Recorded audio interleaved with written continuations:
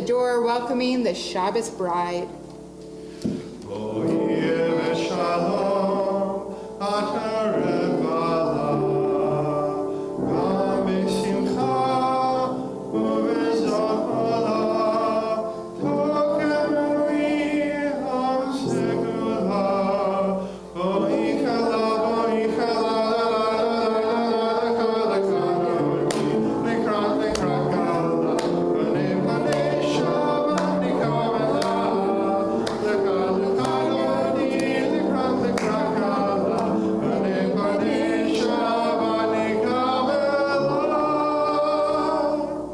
Please be seated. As we move into our next prayer, Shalom Aleichem, we take a minute to say Shabbat Shalom, Shalom Aleichem, peace be upon you to those around you.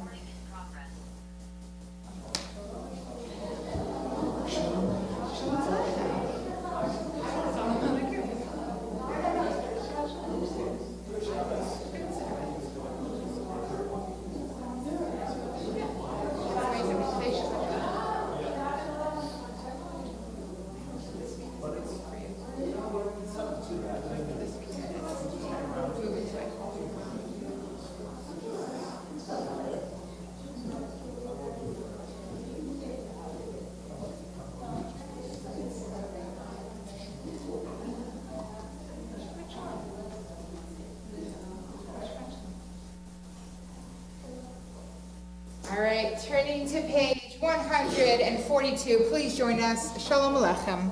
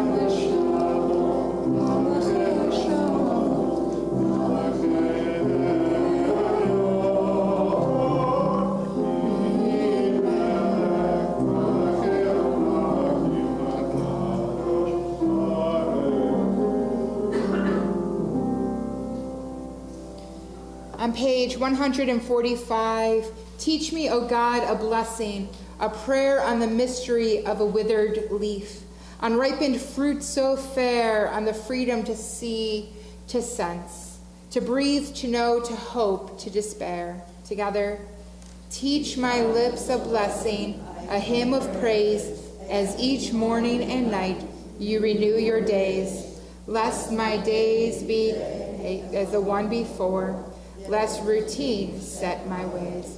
Yitchadal v'yitchadash me'raba, ve'alma divrach yotei ve'amich melchutei, b'chayechon u'v'yomechon, u'chayeten kol beit Yisrael, ba'gala, ba'gala, u'v'zman kariv, Yehi Shmei Rabba Mevorach, Le'alam Olam Me'almaya, Yitbarach, Yitbarach V'Shabach, V'Yitbar V'Yitroman V'Naseh, V'Yitadar V'Yitaleh V'Yitalal, Shemei D'Kudusha B'Reichu, Le'elam Min Kol Berchata V'Shirata, Tushbechata v'nechemata, Tamiram be'alma v'meru, Amen. in body or in spirit, on page 146 with the Baruch Hu, saying to God, we are here, we are ready to pray.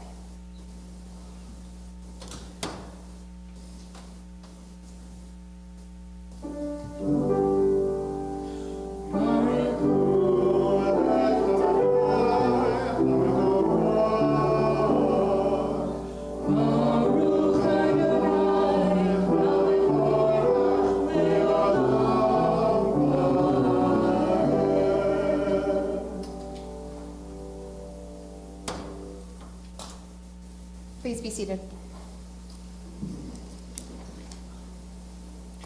On top of page 149, praise to you, Adonai our God, from whom the evening flows.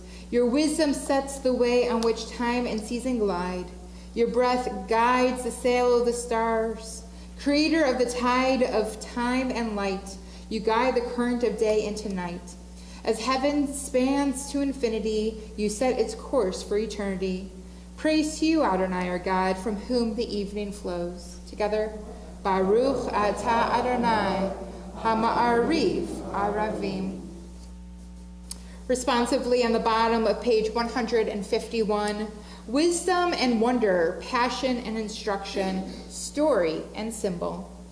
All these things your Torah gives to us, and the more we devote ourselves to it, the more it grows and gives. What could be a truer token of your abiding love than this holiest of your works and the living language that gives it form? Baruch atah Adonai, Ohev Amo Yisrael. We rise once more in body or in spirit, turning to the Shema, our affirmation of God. Shema.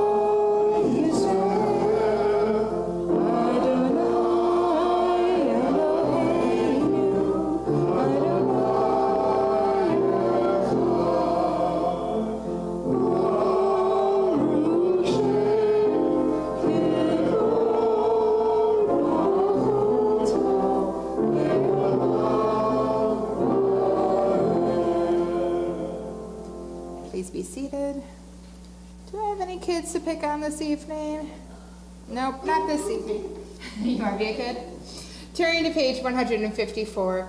Ve'ahavta et Adonai Elohecha b'chol levavcha u'b'chol nafshecha u'b'chol me'odecha v'hayu hadvarim ha'eleh asher anochi mitzavecha hayom al levavecha v'shinantam levanecha v'dibarta bam v'shivtecha b'veitecha uvlavtecha v'aderech u'shochbecha uvkumecha ukshartam leot al yadecha v'hayu letotafot b'neinecha uktavtam al mezuzot beitecha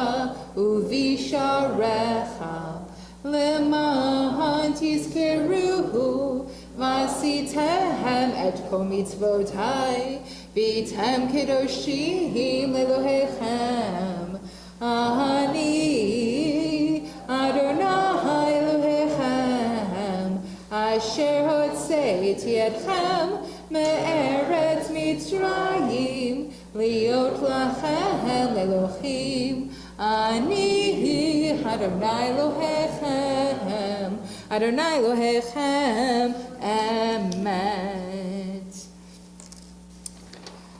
On page 157, standing on the parted shores of history, we still believe what we were taught before ever we stood on Sinai's foot, that wherever we go, it is eternally Egypt, that there's a better place, a promised land, that the winding way to that promised land passes through the wilderness, that there is no way to get from here to there except by joining hands and marching together. Mechamocha, page 158.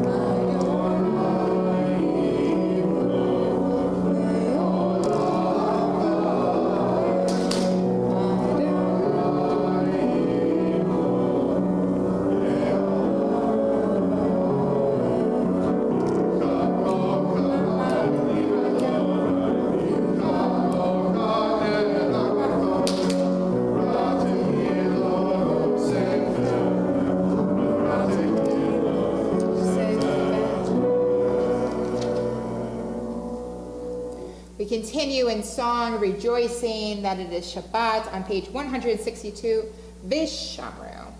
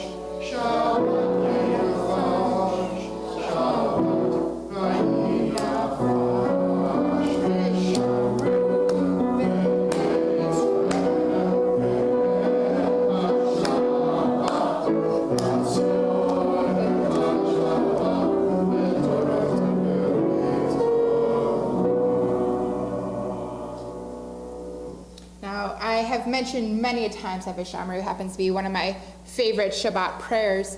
And as many of you know, Yona's mom is a rabbi, and she does something really special during Vishamru, which is on that last line, Uvayom hashvi'i shavat vayinafash. On the seventh day, God ceased from work and was refreshed. She invites her community to pause in between Uvayom hashvi'i Shabbat vayinafash, to fully feel refreshed. So I'm going to say the Hebrew words, and I'm going to invite everybody to take a big belly sigh. Fully embrace the sigh and let it out. Ready? Uvayom hashvi'i.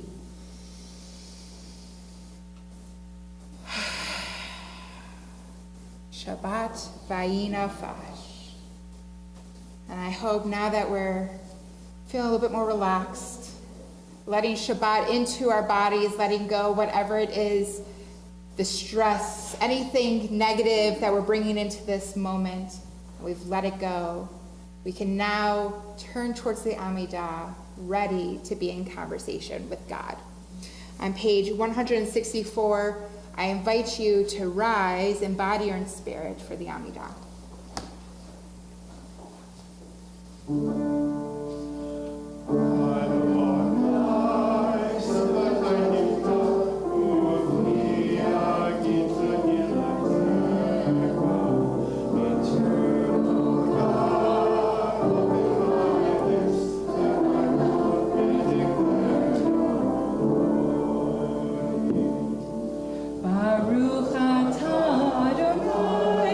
Eloheinu, Elohei Avotenu, V'imotei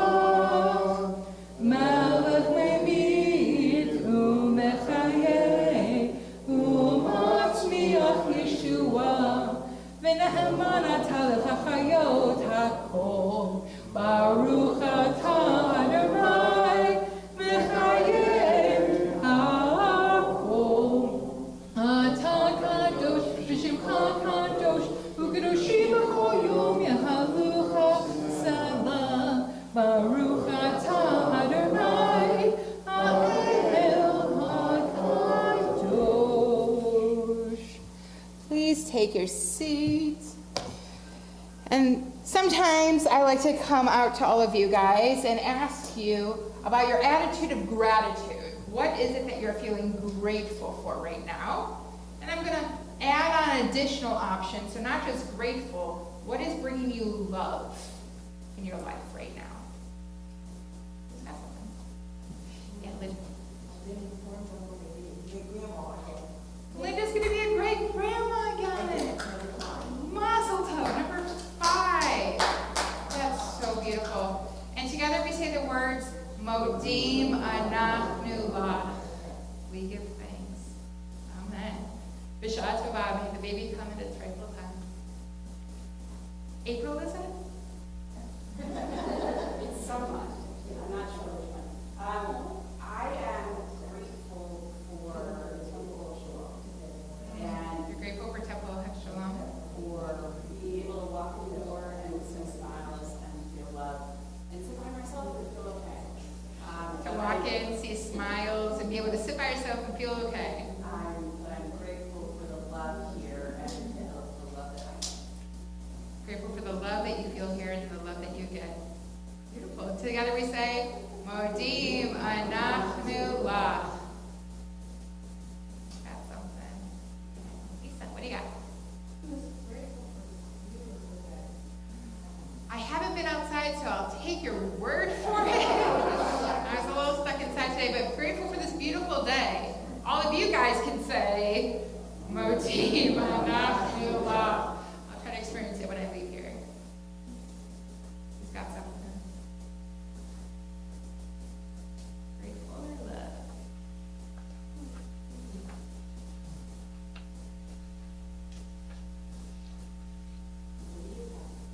What do I have? I am feeling very grateful for all the help that I got in renovating the back wing that many of you got to see. And if you haven't seen it yet, April or Raina, I invite you after services with me, because I want to see your reaction, to come check it out. I am very grateful for all the support to help make that space more chidor mitzvah, more beautiful for the sake of God. Modim anachnu lach. Gloria, got something? Hey? She's grateful for me creating that space. You don't know this yet. Modim anachnu lach. Having fun with you, the president. Anything else? All right. Holding on to these, we turn our hearts to a prayer for peace for ourselves, for our community, for Israel, for the whole world, on page 179, Shalom Rav. Sorry, 178.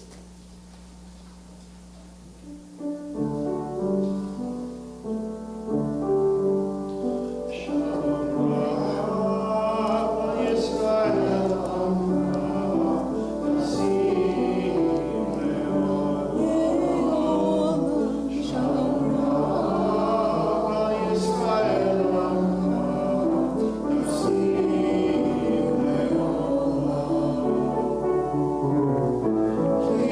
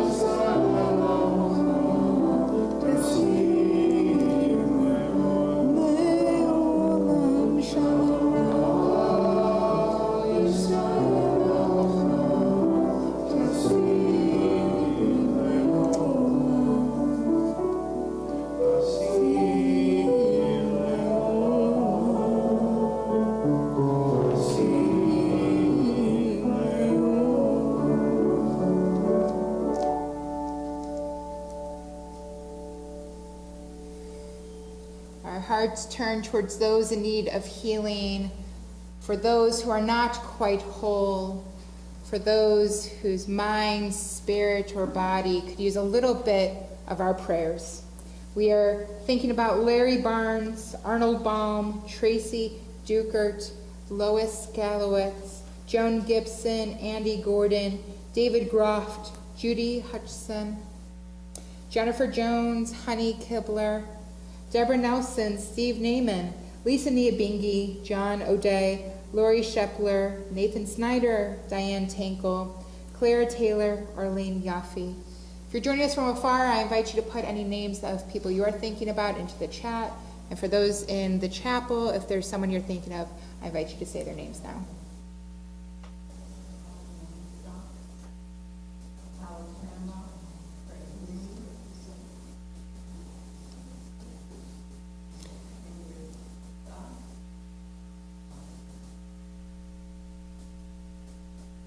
Turning to page 371, we turn to the words of Misha Berach.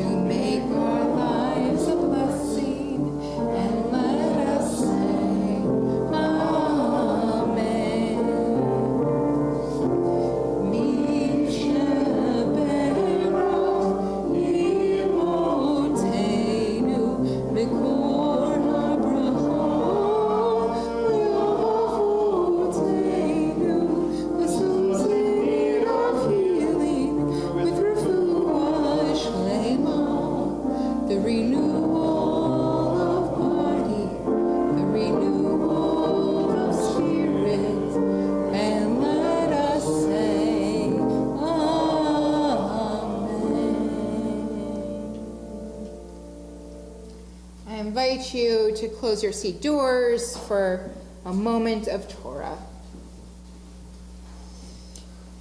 There are many phrases that get repeated within Judaism, like a broken record. And a lot of these top hits, if you will, of Jewish texts come from places like our biblical text, Pirkei Avot, the ethics of our forefathers. And these include, you do not have to complete the work, but neither are you free to desist from it. And then there's the classic, the world stands on three things: Torah, worship, and loving deeds. And then there's my favorite quote, make for yourself a teacher, acquire for yourself a friend, and judge each person favorably. These texts get quoted repeatedly, not because they just sound good, but rather they're easy for our minds to wrap around so that we can practice living a moral life. These exegesis texts are catchy one-liners, if you will. And our Torah is not without its quotable moments either. In this week's Parsha Achrei Mot Kedoshim, a double Parsha, we read one of these more iconic one-lines. Ve'ahavta l're'echa kamocha. Love your neighbor as yourself. And I'm sure many of us have heard this phrase, maybe even quoted it. And perhaps the reason this phrase is so famous is because it could very well be the ultimate thesis of the entire Tanakh. You see, there's an old Talmudic story about this very phrase. It goes, a stranger came to the two teachers of the first century, Rabbis Hillel and Shammai, with an odd request. Teach me the Torah while I stand on one foot. I'm sure we've heard this story before. First he came to the sage Shammai and makes his request. Teach me the Torah, Rabbi, as I stand on one foot. And the Talmud teaches that Shammai picked up a ruler and smacks him alongside the head. So the man left. Then he came to the sage Hillel and made the same request. Teach me the Torah, Rabbi, as I stand on one foot. So Hillel taught him, that which is hateful to you, do not do to your fellow. That's the whole Torah. The rest is commentary. Go learn it. We learn in this week's Parshiot that we should love our neighbor, or sometimes it's translated as a stranger, as ourselves. And this is one of the 36 times that the Torah commands us to respect or love our neighbor. And yet, as humans with free will, it feels inconceivable that God can instruct us to love anyone, let alone to love our neighbors. The dissonance feels even more potent if you consider the world in which we're living today. A divided society, both locally and globally. Fractures have appeared where there was once friendships. And those who were once our neighbors, the very people we are commanded to love, are now nameless strangers with customs and traditions that threaten our worldly perspective. Our famous commentator Ramban questions how we could be commanded to control the ways of our heart. He solicited the following idea. This is an expression by way of an overstatement. For a human heart is not able to accept a command to love one's neighbor as oneself.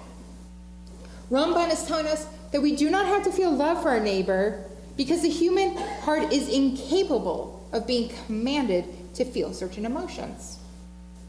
We know this from the folklore around a genie who has taught us from a very young age that you can't force someone to fall in love.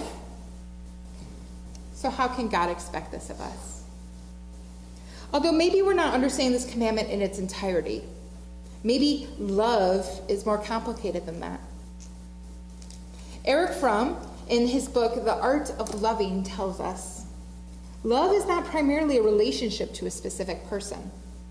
It's an attitude, an orientation of character, which determines the relatedness of a person to the world as a whole, not towards one object of love.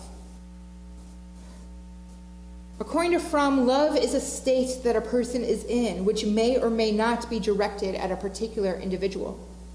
For Fromm, love is drawn from the power of the soul and exuded wherever they go. He likens this to a person who wishes to paint, but never takes the time to learn, claiming, I'm waiting for inspiration and then I'll paint something beautiful.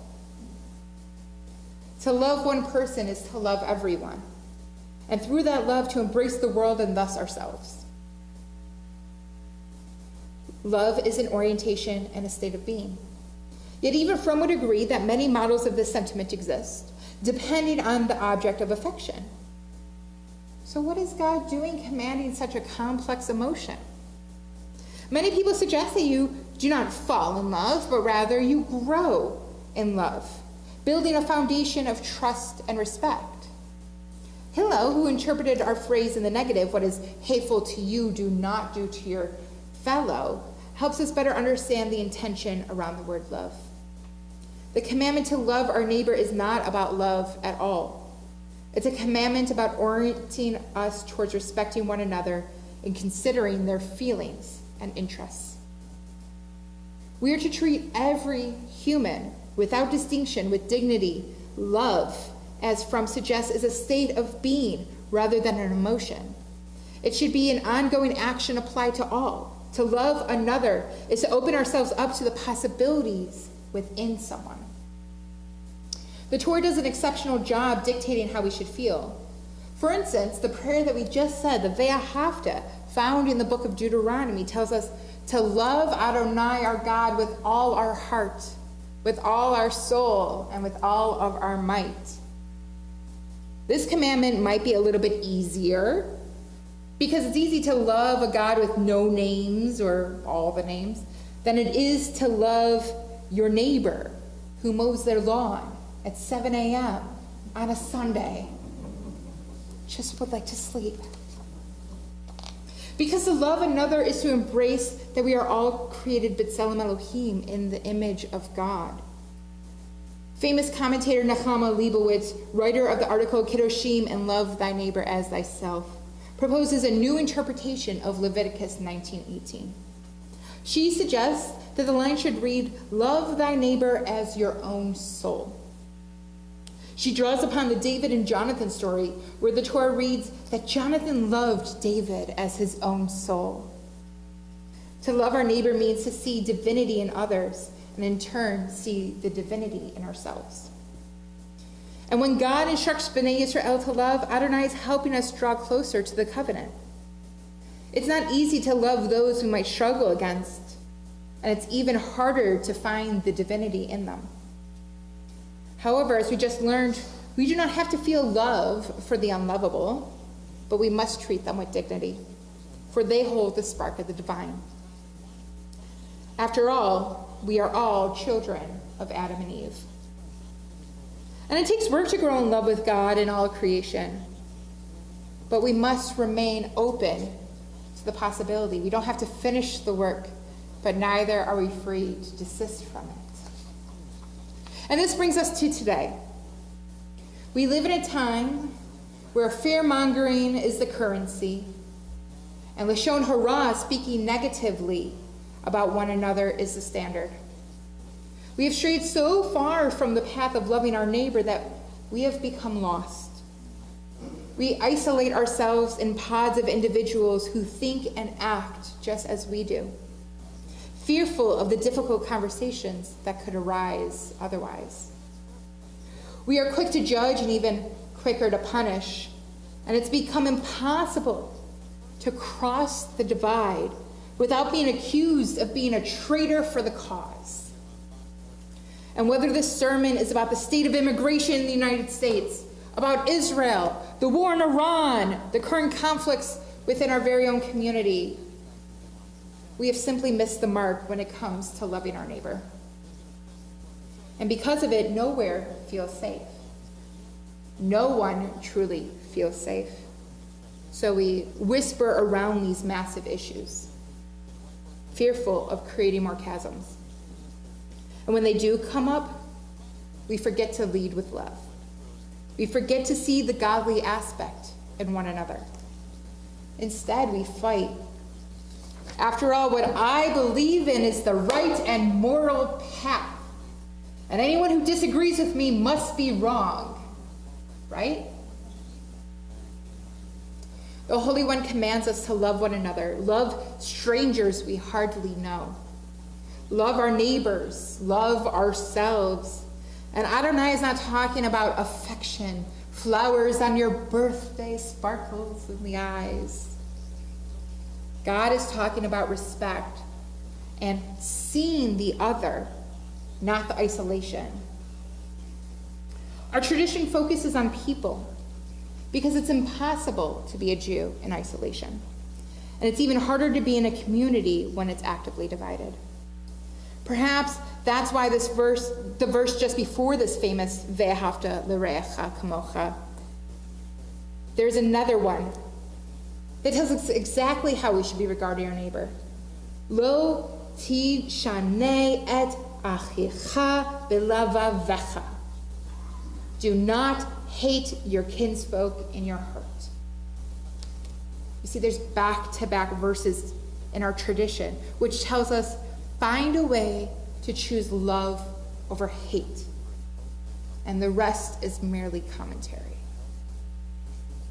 I mentioned that this Torah portion might be the thesis for the Tanakh, but I'm going to change my statement. It might just well be the thesis for our lives. When we live in a space of hatred, we cannot open our hearts to the perspective of others.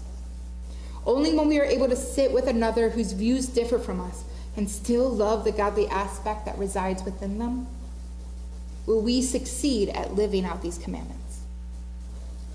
God has commanded us to love.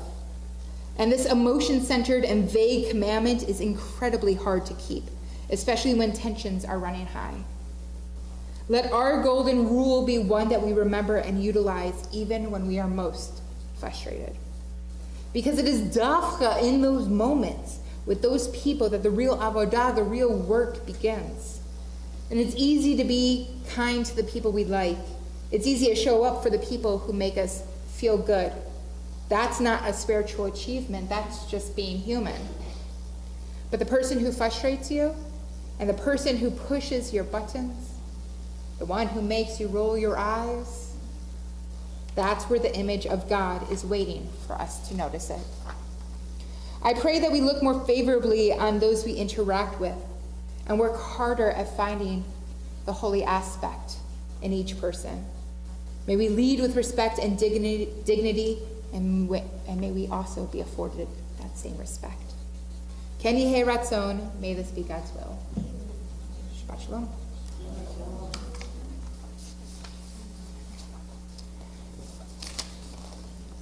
I often like to include a song that kind of underscores the themes of what I write about, and so we are going to turn to page 161 for a special version of the prayer Hashkivenu that we sing on Shabbat called Let There Be Love. So it's the top paragraph. 161.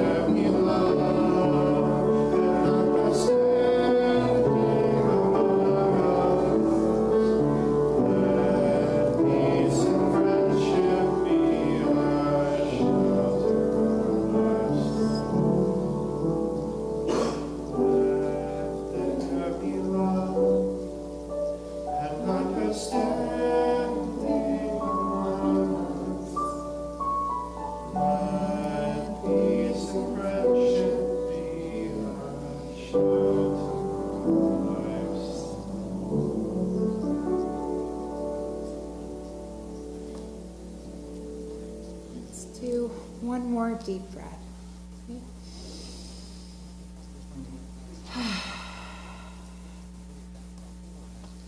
We turn back into our Shabbat liturgy on page 586 with the words of Aleinu. I invite you to rise in body or in spirit.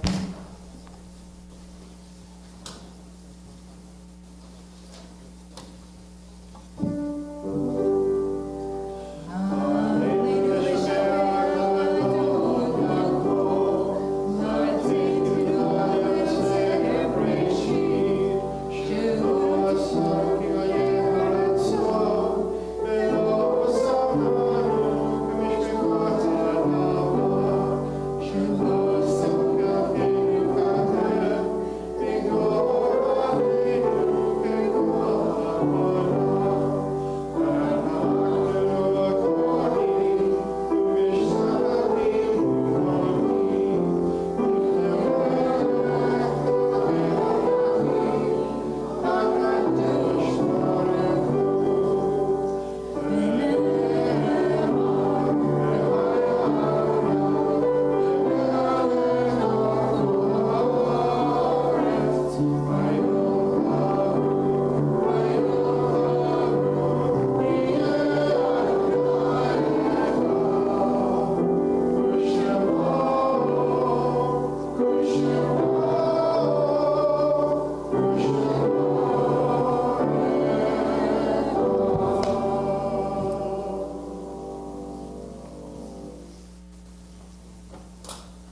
Please be seated.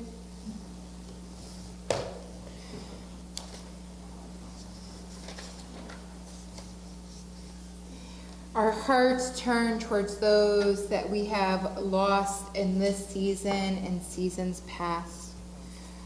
We remember the lives of Michael Alper, H. Astrich, Daniel Ball, Charles Berman, William Breeder, Henry Claster, Samuel Descend, Donald Everhart, Rose Fromm, George Friedman, Jenny Myers, Friedman, William Goldstein, Herman Goldstein, Karen Grossman, Oscar Jacobs, Rosalind Krause, Helen Lehrman, Paul Lightman, Sylvia Millamed, J.N. Meyerowitz, Augusta Nassau, Michael Klein, and the period of Shloshim, Linda Goldstein.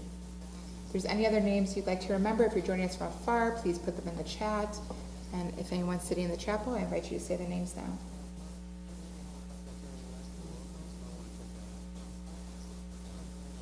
Rising once more on page 598 for the Mourner's Kaddish. Yit kadal vit kadash shemei rabba ve'alma divrach berote ve'almich machlute b'chayechon yomechon u'chayei dekol beit Yisrael ba'agala u'bizman kariv v'imariv.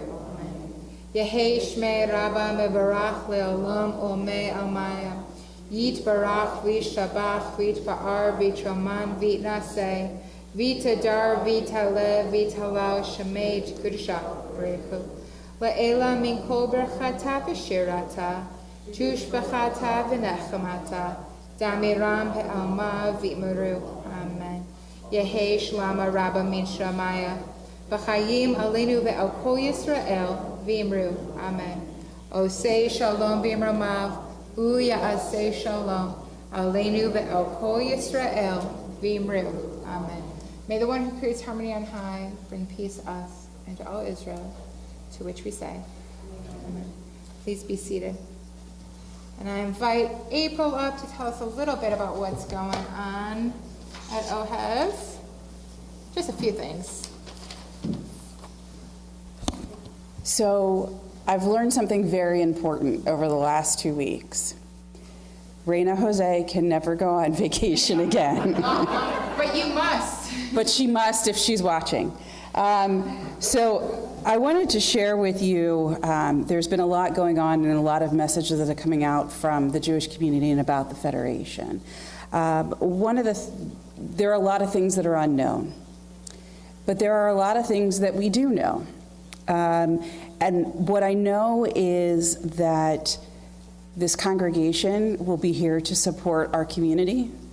I know that we are opening up our doors to all of the programs and services that might need a home, and that whatever the future looks like for the Harrisburg, greater Harrisburg Jewish community will be an active part of it.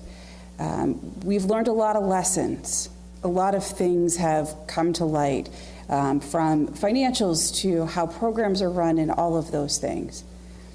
Those are lessons that we need to take as a temple to grow and be stronger.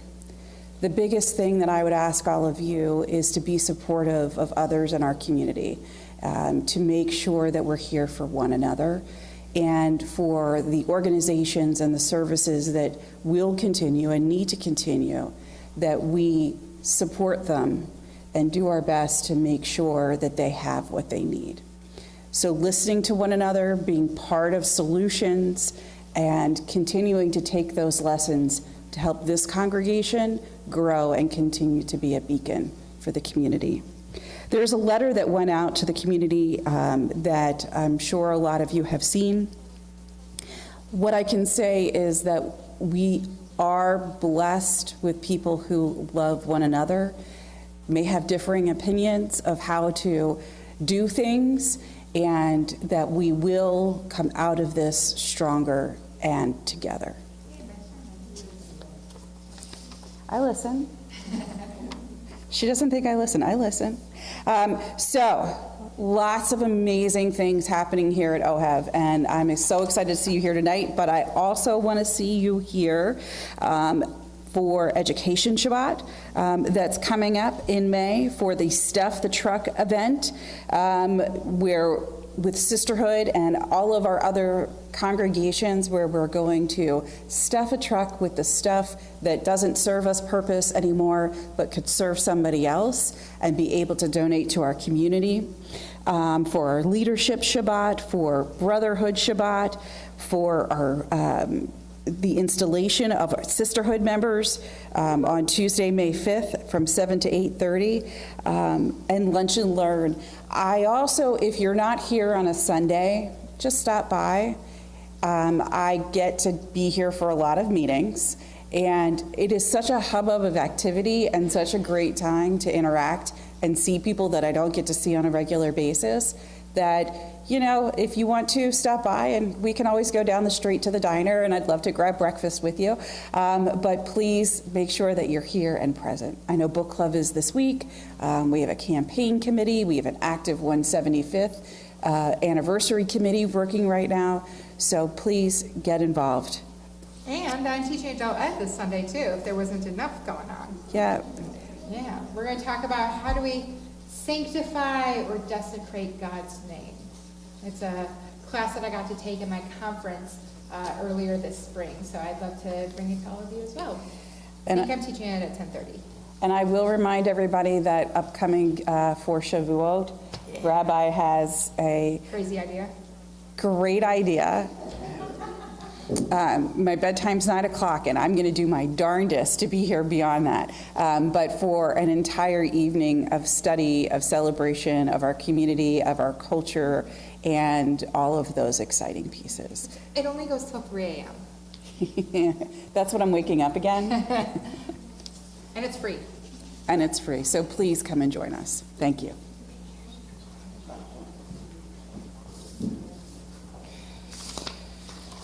Before we move into our closing song, we are in the period of the Omer, where we count the time between Passover and Shavuot.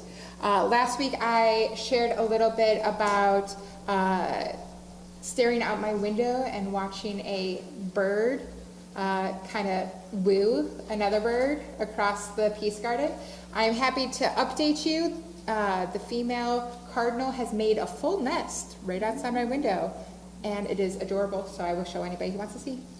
But the counting of the Omer, we are going to say the prayer together. Remember, it ends with Al Sfirat HaOmer. Ready?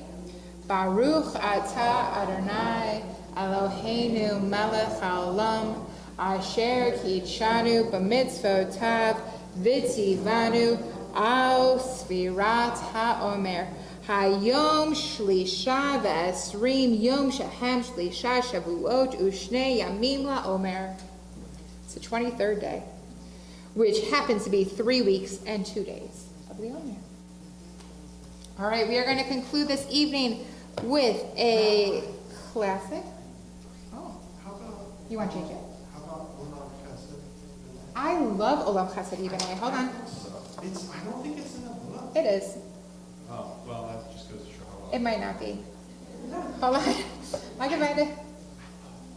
I can find it. First person to find it wins a fake star. That's all I got. I found it in my tablet. Do I get a star? All right. Luckily, the words are very easy. It's Olam Chesed Yibaneh. I will build this world from love. We must build this world from love. If you build this world from love, God will build this world from love. Oh,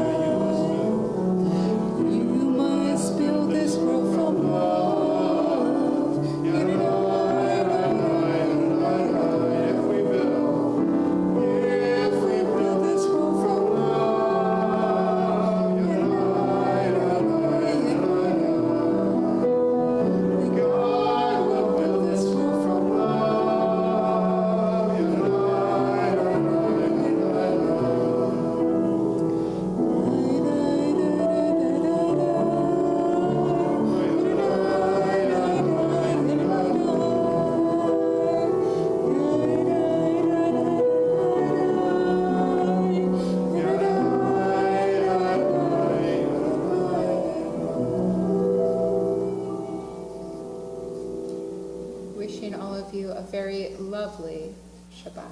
Shabbat Shalom. Please join me in the back for Kiddush, for grape juice and challah.